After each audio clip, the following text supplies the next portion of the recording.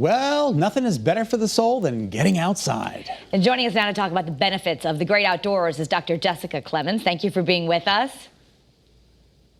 Thank you so much for having me. All right, so I was just reading some of the statistics here. It says that, following the pandemic shutdowns, Americans rediscovered the healing power of nature.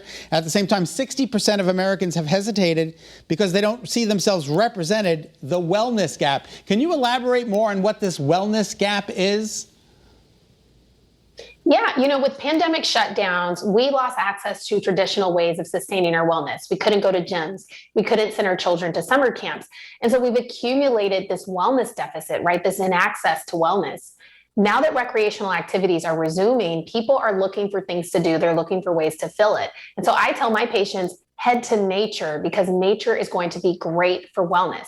But like you said, 6 in 10 are hesitant because, they look around and they don't see people that look like them out there.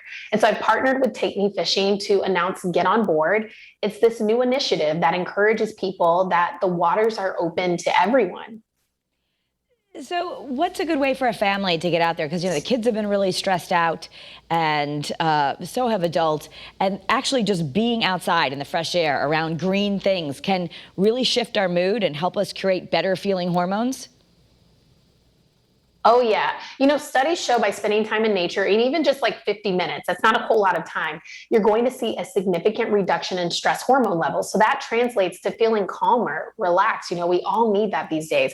People also report that they see a reduction in anxiety and an improvement in mood. So, when I'm talking to my patients, I tell them, if you're looking for something to do, again, head outdoors, try fishing. This is a way to boost some confidence, especially if you're developing a new skill, and also to develop what's called resilience, which is your ability to bounce back. Again, this year has really demonstrated we all need to be able to bounce back from things.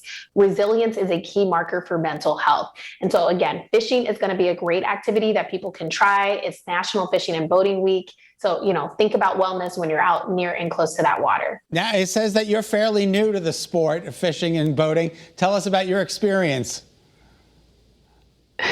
I am. I do recall my experience of spending a little time with my father when I was growing up. I talked too much, so he didn't catch much fish, but I do recall those memories. And so personally, I've spent some more time near water, and, it's all about mindfulness. It's a way to bring in all of the senses, which studies show can also help to improve anxiety and reduce stress.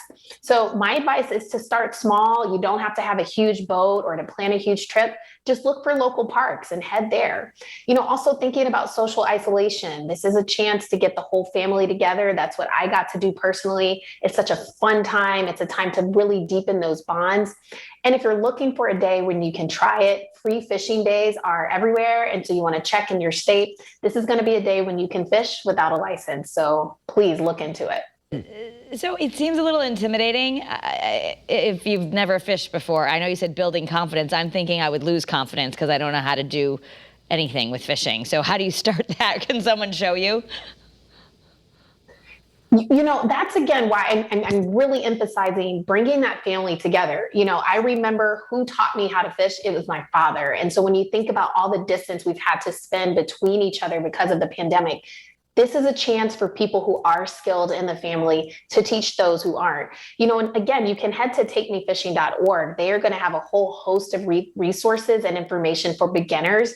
I think if you can just get close to the water and observe, you start to lean into things that feel more comfortable. But don't be afraid, because trying new activities, again, is going to be so great for your mental health.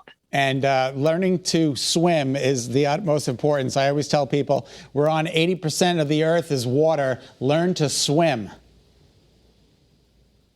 Absolutely. That is going to be another opportunity for experiencing nature. Learn to swim. We want to make sure that people are safe while they are out there. Don't forget to wear a life jacket if you're on a boat. These are all going to be very important. So again, I cannot emphasize that enough with you. I agree. Well, thank you so much. Did you catch anything yet, Dr. Jess? I didn't. I still am a bit of a talker, but I will tell you, it was fun to sit close to that water and really just be reminded of all the peace. I did skip a lot of rocks. I will tell you that. That's something I did learn from back in the day. Well, skipping rocks is always fun. Yes. Thank you, Dr. Clemens.